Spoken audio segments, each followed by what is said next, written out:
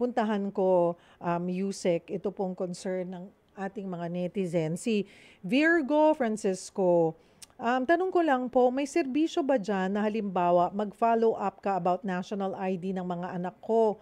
4 years na kasi, hindi pa dumarating. Yusek na to, si Yusek. Oo. Ayun po, meron daw po ba doon? Meron po. Dito po sa button ng report sa app din, pagkapindot mo meron pong new feature yan, Cheryl, no? Ito pong report button. Okay. Pagka-click mo ng report, lahat ng concern po ng isang citizen, pwede rin po kayong magpadala ng iyong mga concern. So, halimbawa, meron po nakalagay dito po na national ID concern. Marireceive na po yan ng PSA. Sila na po yung mag-a-action dyan. No? Ayan o, iba-iba po yung pwedeng i-report. Crime, scam, women abuse, accident, senior citizen, may e-commerce, national ID concerns. Ayan. Ayan, Virgo. Ayan, pumunta ka. Tapos, ongoing. Ayan, tapos i-send mo, ilagay mo yung feedback or ano yung concern mo, lagay mo na doon lahat ng detalye. And masasubmit mo and then you submit it. Ayan, lalagay submit. Alam mo, Cheryl, dati, kalat-kalat ang mga hotline natin. Hindi mo alam kung sino tatawagan mo ng concern. Ngayon, isang beses na lang, no? Pagpunta mo sa super app, sa e-report system, pag nag-report ka ng scam, ang CICT ang re-responde. Pag nag-report ka ng women abuse, ang Philippine Commission on Women ang re-responde. Pag nag-report ka ng bullying, child abuse, yung Commission for the Welfare of Children naman yon. Pag nag-report ka ng national ID, si PSA naman ang re-responde. Pag nag-report ka naman ng e-commerce, yung mga online shopping mo na napeke ka, mga ganyan, DTI naman ang re-responde. So, one-stop shop yung ating reporting system, pero decentralized yung response ng mga dapat na ahensyang rumusponde talaga dun sa problema na yon. Hindi mo na kailangang sadyaing pumunta ka pa dun sa ahensyang nun. Bahala na yung central na send kung saang mga agencies po, kaninong mga agency concern yung sinubmit po na gustong i-report. Okay. Alright. Si Leila Santos, pwede po bang i-link ang e-wallet o credit card para sa mga payment for contributions? Wala pa sa ngayon po yun. Wala pa sa ngayon. So, paano po tayo? But we can use the payment. Payments po muna. We could pay using this app. You could pay through yung payment system po ng kanya-kanyang ahensya. Ahensya, oo. Hindi direkto po ito sa eGov app. Kunwari magbabayad kayo sa, ano na bang meron na ngayon doon? Pag-ibig? Baka pwede na doon or PhilHealth or lahat naman po, no? Halimbawa, say driver's license, 'di ba? So nandun na rin po yung GCash, yung Maya, nandiyo na yung credit card and the like, no?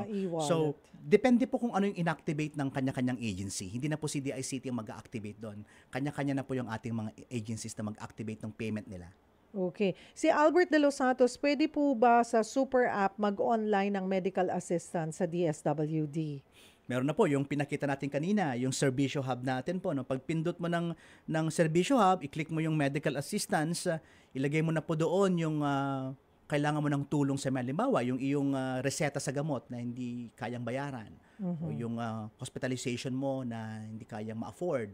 So, marireceive po yan automatic po ng DSWD at meron po tayo pong lugar sa San Juan na pwede kang pumunta para bigyan ka po ng support. Medical man yan or financial assistance. Ayun. Mga kapatid. Ito, si Elfa Soliva Vargas, pwede din po kaya kumuha ng online ng student permit daw po.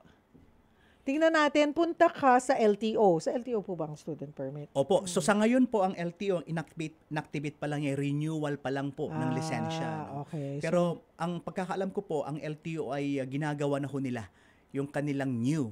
Ito ay non-prof ba to or estudyante ba ito? Pwede na po in the future yan. Ayan. Si Ismael Baniel, paano ko makita ang akin hinulog sa pag-ibig? May way po ba makita kahit nawala o nalimutan ko ang number? Yes. Alam mo ako, I don't know kung dinownload ko po yung app, diba? So I just went to pag-ibig without entering my number and nandun na, lumabas na lang yung record ko. Automatic po yun. Oo. Nandun na, nakita ko na yung aking contributions. Try nyo. Ayan, try nyo mga kapatid. Kahit ako nabigla. Ayan. Si Betchay Maming, pwede din po ba makita if ang SSS number ay hindi makita? Kasi nasunog po SSS ID ko, makukuha ang burial ng okay, baka pwede. Puntahan natin ang SSS. Parang, hindi, inaano pa lang, under maintenance pa, or ina-upload pa lang, or Ni-integrate. ini-integrate pa lang yung SSS. So, for now, hindi pa po. Ayan, wag tayo.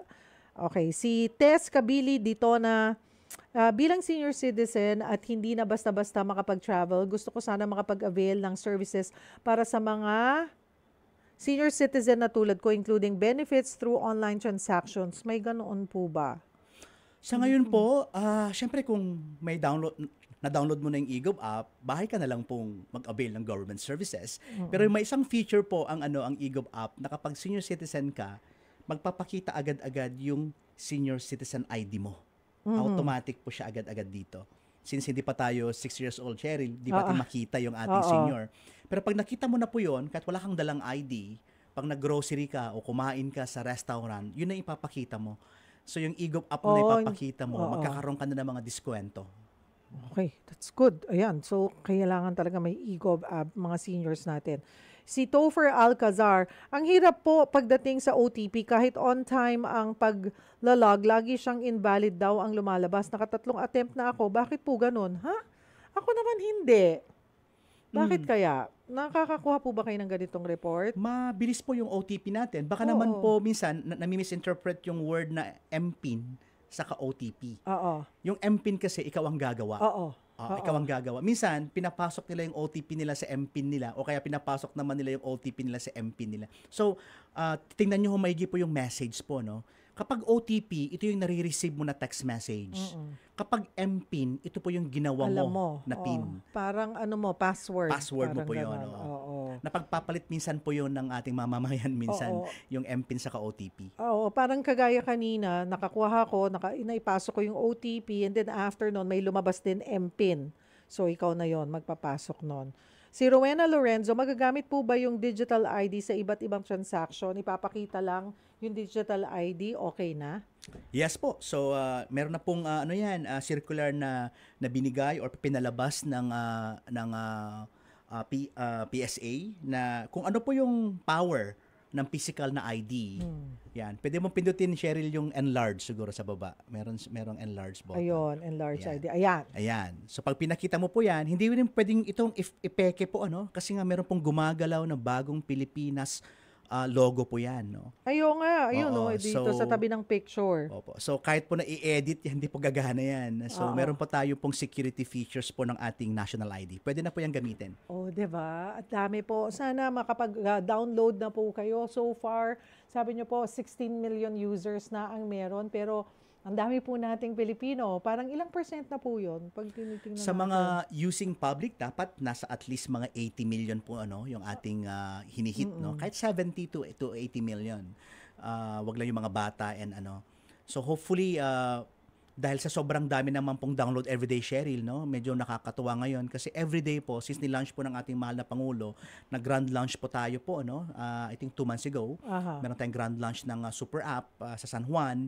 At nasa 100,000 to 120,000 a day na po ang download natin. Wow! Daily po yun, ha? Oo. So kaya medyo nakakatuwa at nakakatakot din po. Siyempre po, ang dami ng users natin. So kailangan natin pagandahin po talaga yung ating services sa eGov app. Oo. Dapat hindi mag-log po, Tama po. yung ating services. Well, Yusek, salamat po for taking the time again. Sige po, encourage po natin yung ating mga kababayan para sa i-download at gamitin, take advantage of this super app ng ating gobyerno. Opo, so ito po ay personally po ito po ay dream come true sa ating mga Pilipino na dapat pag government services madali, no? Hindi po mahirap. Kahit nasa bahay ka na lang habang nagkakape, wag nang pumunta sa traffic or pumunta pa sa mga mahabang pila. So we encourage everyone po, lahat po ng mga Pilipino na gusto pong dumali po ang services sa government transactions. I-download nyo na po ang eGov Super App. Punta lang po kayo sa Android or Apple Store. I-click mo lang po yung eGov PH Pagka-download mo po doon, konting registration lang po yan. In less than 5 minutes, ma-access mo na po ang napakaraming government services. Mga kapatid, Cheryl Cosim po. Dito na tayo sa totoo. Dito tayo sa True FM. Mag-subscribe and follow po sa ating social media accounts. Hanapin lamang po ang True Network PH. Siyempre, kompleto yan. Nandyan po kami sa Facebook, sa Instagram, sa X, YouTube, TikTok, and podcast.